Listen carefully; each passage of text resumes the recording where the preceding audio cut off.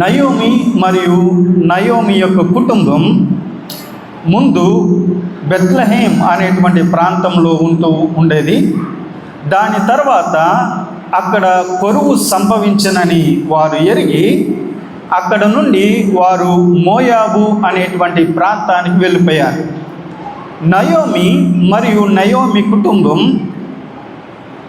Bethlehem నుండి మోయాబుకు వెళ్ళిపోవడానికి గల కారణం ఏంటి అనంటే కరువు అనేటువంటిది. అసలు బెత్లెహేం అనేటువంటి ప్రాంతానికి కరువు అనేటువంటిది ఎందుకు వచ్చింది అనంటే ఆలోచన చేయండి. దేవుడు ఇశ్రాయేలీయులను నడిపిస్తూ దేవుడు తాను వాగ్దానం చేసినటువంటి దేశానికి వారిని తీసుకుని వెళ్ళడానికి వారు ప్రయాణమవుతూ వెళ్తూ ఉన్నప్పుడు దేవుడు ఇశ్రాయేలీయులతో చెప్పినటువంటి మాటలు ఏంటి అనంటే ద్వితీయోపదేశకాండం 7వ అధ్యాయం 1వ వచనం నుండి చూడండి. దేవుడు ఇశ్రాయేలీయులకు వాగ్దాన దేశానికి వెళ్తూ ఉన్నప్పుడు వారికి ఇస్తున్నటువంటి నియమాలేంటో అక్కడ మనం చూద్దాం. నీవు స్వాధీనపరచుకొనబోవు దేశంలోనికి నీ దేవుడైన యెహోవా నిన్ను చేర్చి బహుజనములను అనగా సంఖ్యకులు సరిగ్గా రావట్లేదు. అమోరీయులు, కనానీయులు, పెరిజీయులు, హివ్వీయులు, యెబూసీయులను 7 జనములను నీ ఎదుట నుండి వెళ్ళగొట్టిన తరువాత నీ దేవుడైన యెహోవా వారిని నీకు అప్పగించినప్పుడు నీవు వారిని హతము చేయవలెను, వారిని నిర్మూలన చేయవలెను. వారితో నిబంధన చేసుకునకూడదు, వారిని కరుణింపకూడదు. నీవు వారితో నియమించకూడదు. వాని కుమార్తెకు నీ కుమార్తెను ఇయ్యకూడదు, నీ కుమారునికి వాని కుమార్తెను పుచ్చుకొనకూడదు. నన్ను అనుసరింపకుండా ఇతర దేవతలను పూజించినట్టు నీ కుమారుని వారు మరణించుదురు. అందును బట్టి యెహోవా కోపాగ్ని నీ మీద రగులుకొని ఆయన నిన్ను త్వరగా నశింపచేయు. సరిపోతుంది. అక్కడ మోషేతో దేవుడు మాట్లాడుతున్నటువంటి మాట ఏంటి అనంటే ఆ వాగ్దాన దేశానికి నీవు వెళ్తా ఉన్నావు కదా, నీ ప్రజలను నీవు అక్కడికి చేరవేస్తున్నావు కదా, అక్కడ నీ ప్రజలు ఉండవలసినటువంటి రీతి ఏంటి అనంటే ఆ భూభాగానికి వెళ్ళినప్పుడు ఆ భూభాగంలో ఇంకా శత్రువులైనటువంటి వారు ఉంటారు. 7 జనములు ఉంటాయి, 7 జాతులు అక్కడ ఉంటాయి. అయితే మీరు ఎప్పుడైతే ఆ భూమిని స్వాధీనపరుచుకున్నారో అక్కడ ఉన్నటువంటి శత్రువుల్ని అందరినీ కూడా మీరు అక్కడ నుండి వెళ్ళగొట్టాలి, మీరు అక్కడ నుండి వారిని తరిమేయాలి అని దేవుడు ముందుగానే మోషే ద్వారా తన ప్రజలకు సూచిస్తూ ఉన్నాడు.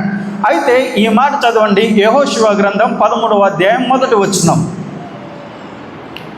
యెహోషువ గ్రంథం 13వ అధ్యాయం 1వ వచనం.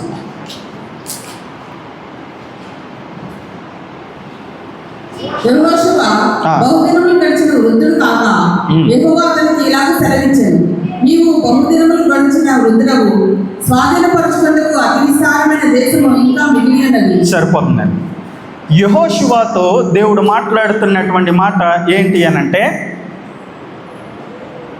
మోషే చాలా సంవత్సరాలు ఇశ్రాయేలును నడిపించాడు, కానీ వాగ్దాన భూమికి నడిపించలేకపోయాడు. అయితే వాగ్దాన భూమికి వారిని నడిపించింది యెహోషువ. యెహోషువ ఎప్పుడైతే వాగ్దాన భూమికి నడిపించాడో ఆయన కొంత భాగాన్ని స్వతంత్రించి వారికి అప్పచెప్పాడు. ఎవరికి? 12 గోత్రాల వారికి ఆ యొక్క భూభాగాన్ని అప్పచెప్పాడు. అప్పచెప్పిన తర్వాత దేవుడు మరలా యెహోషువతో మాట్లాడుతున్నాడు, నీవు బహుకాలం గడిచినటువంటి వృద్ధుడు అయి ఉన్నావు కాబట్టి ఇంకనూ స్వాధీనపరచుకోవడానికి చాలా భూభాగం మిగిలి ఉంది. అయితే ఈ భూభాగాన్ని అంతటినీ కూడా మీరు స్వతంత్రించుకోవాలి అని దేవుడు చెప్తే ఆ భూభాగానికి వచ్చిన తర్వాత ఇశ్రాయేలీయులు చేసింది ఏంటి అనంటే దేవుడు అన్నాడు, అయ్యా ఆ భూభాగంలో నివసిస్తున్నటువంటి శత్రువులందరినీ కూడా తరిమేయి అనంటే అక్కడికి వెళ్ళినటువంటి ఇశ్రాయేలీయులు వారిని తరమకుండగా వారిని వారితో పాటే ఉంచుకునేటువంటి ప్రయత్నం చేశారు. దేవుడు వారిని ఎందుకు ఉంచుకోవద్దు అన్నాడంటే వారి ఆచారాలు సంప్రదాయాలు వీరికి అంటిస్తారు అనేటువంటి ఉద్దేశంతో దేవుడు వారిని తరిమేయి అని అన్నాడు. కానీ వాళ్ళు దేవుడు చెప్పినటువంటి మాటను ధిక్కరించారు. దేవుని మాటకు విధేయత చూపించకుండా వారితో పాటు వారిని ఉంచుకోవడానికి ఇష్టపడ్డారు. వారిని ఉంచుకున్నారు. ఎలా అనంటే, ఐగుప్తులో ఏ విధంగా వీరు బానిసలుగా ఉన్నారో అదేవిధంగా కానాను దేశంలో ఉన్నటువంటి ఇతర జాతుల వారిని వీరు బానిసలుగా చేసుకుని వారితో వెట్టి చాకరీ చేయించుకోవడానికి వారు ఇష్టపడ్డారు.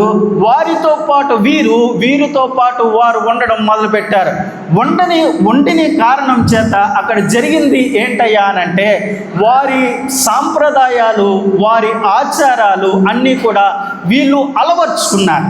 దేవుని బిడ్డలైనటువంటి వారు అన్య ఆచారాలను, అన్య సంప్రదాయాలను వీళ్ళు అలవర్చుకుని అవి వీరి యొక్క నిత్య జీవితంలో చేస్తూ ఉన్నారు. దానిని బట్టి దేవుడికి కోపం వచ్చింది. మీరు నా మాట వినరా, నా మాటకు మీరు విధేయత చూపించరా, అయితే నేను మీ మీదకి కరువు అనేటువంటి దాన్ని అనుమతిస్తున్నాను. ఎక్కడ అనుమతిస్తున్నాను అనంటే, బెత్లెహేం అనేటువంటి ప్రాంతంలో. బెత్లెహేం అనగా ఏంటో తెలుసా? అది రొట్టెల ఇల్లు అని అర్థం. అంటే సమృద్ధి కలిగినటువంటి ప్రాంతం, సమృద్ధి కలిగినటువంటి ప్రదేశం, సమృద్ధి కలిగినటువంటి ఇల్లు కలిగినటువంటి ప్రాంతాల్లో ఉంటుండగా వీరికి కరువు వచ్చింది.